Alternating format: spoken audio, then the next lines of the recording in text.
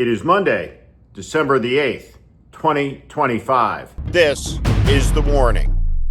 84 years ago today, President Franklin Roosevelt came to the United States Congress and asked for a declaration of war against the Empire of Japan. By the time that war was over, 405,000 Americans would die, killed in action, in battlefields all around the world.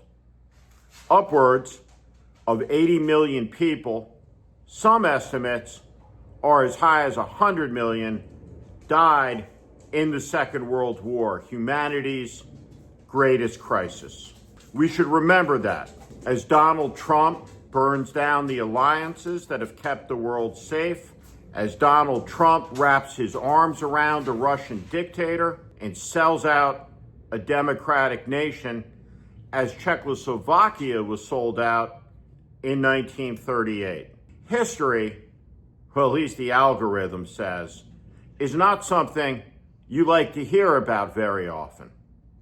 But it matters because we are all connected. Last night on 60 Minutes, one of Trump's most ardent, bombastic, vitriolic, and divisive sycophants broke with him forever. And there's news in Marjorie Taylor Greene's interview.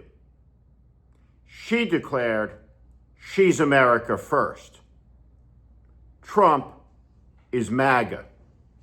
And the difference for Marjorie Taylor Greene between MAGA and America first is MAGA is the side that stands with the pedophile against Jeffrey Epstein's victims.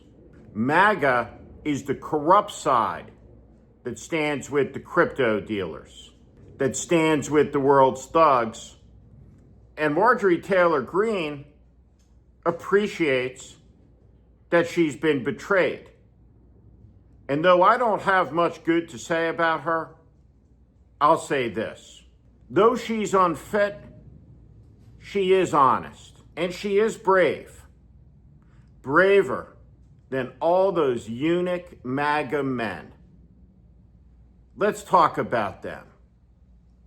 Marjorie Taylor Greene said this, and man, oh man, is it true, about how these people laugh at the buffoon Trump behind his back.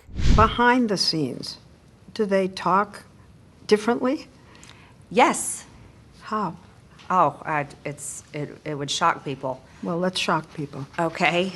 I watched many of my colleagues go from making fun of him, making fun of how he talks, making fun of me constantly for supporting him, to when he won the primary in 2024, they all started, excuse my language, Leslie, kissing his ass and decided to put on a MAGA hat for the first time. They all look at him like a joke, like a clown, because he is. That makes all of them so much worse than Trump, who just is what he is.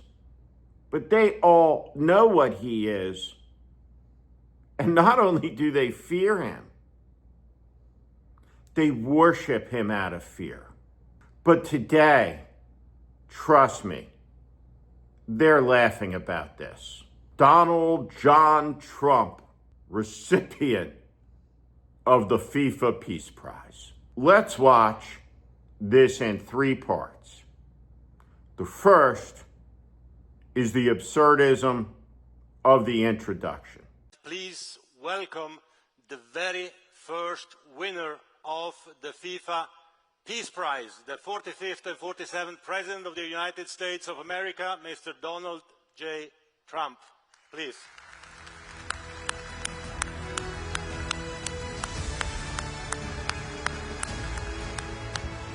The next is Trump's, obviously, personally picked and curated Ricardo Montalban. Mr. President, this is your prize, this is your Peace Prize, there is also a beautiful medal for you that you can wear everywhere you want to go. Oh, Mr. President, you, this man of peace, you will have the FIFA Peace Prize. What's incredible about it, though off camera, so we can't see their reactions, were the Canadian Prime Minister Mark Carney and Mexican President Claudia Sheinbaum. Can you imagine sitting there and watching this?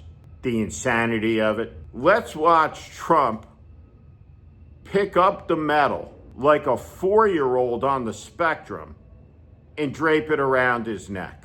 The President, the FIFA Peace Prize. May you long treasure it. Let's look at the ball in the hands. Just pure amazingness. And of course, this was choreographed. This was scripted, not by 5 people, but literally by hundreds. Donald couldn't get the Nobel Peace Prize, so somebody around him came up with the idea, while masked secret police are running around America attacking Hispanics, that yes, we will give him the FIFA Peace Prize. Because, Mr. President, you are so strong. You are so brave. You are such a beautiful man. Your skin, it glows. It is so wonderful. Because here at FIFA, we love the peace. This is the greatest Saturday Night Live skit of all time. And then some. Now, the World Cup will be a disaster in the United States. I have no doubt about that. No one's coming. Not the Canadians, not the Europeans. The American economy is cracking up. The insanity is spreading like kudzu vines in the South. Truly an extraordinary moment. But let's watch it in full. Donald Trump walking out on the stage, hanging a medal around his neck, and being told that he's a man of peace by the head of the corrupt International Soccer Federation, who's played him in public like Trump gets played and manipulated behind closed doors by people like Putin and Xi Jinping. But every American should know the great deal maker, that guy who just hung a medal on his neck, every time he walks into the room with a foreign leader, he gets taken. 100% of the time. All you have to do to win a negotiation with Trump is give him an extra piece of chocolate cake for dessert. It is incredible. Though there are no words, there are thankfully images. And so today, I leave you with this. These lasting images of one of the most emotional ceremonies to ever take place at the Kennedy Center.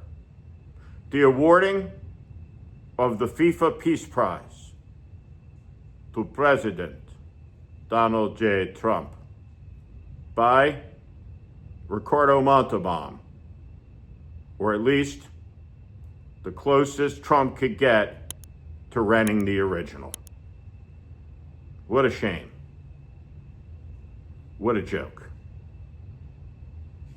But the good news is Trump's got another trophy. Are we great yet as a country? This is the warning.